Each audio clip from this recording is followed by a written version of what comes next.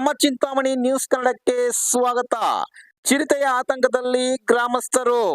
ಚಿಂತಾಮಣಿ ತಾಲೂಕಿನ ಕೈವಾರ ಹೋಬಳಿಯ ಕೊಂಗನಹಳ್ಳಿ ಗುನ್ನಹಳ್ಳಿ ಮಧ್ಯದಲ್ಲಿರುವ ಬೆಟ್ಟದಲ್ಲಿ ಚಿರತೆ ಕಾಣಿಸಿಕೊಂಡಿದ್ದು ಗ್ರಾಮಸ್ಥರಲ್ಲಿ ಆತಂಕ ಮೂಡಿಸಿದೆ. ಬೆಟ್ಟದ ಅಂಚಿನಲ್ಲಿ ವಾಲಿಬಾಲ್ ಆಡುತ್ತಿರುವ ವಿದ್ಯಾರ್ಥಿಗಳು 2 ದಿನದಿಂದ ಕೋತಿಗಳು ಕಿರುಚಾಡುವುದನ್ನು ಕಂಡು ಮೊದಲು ನಾಯಿ ಎಂದು ಶಂಕೆ ವ್ಯಕ್ತಪಡಿಸಿದರು.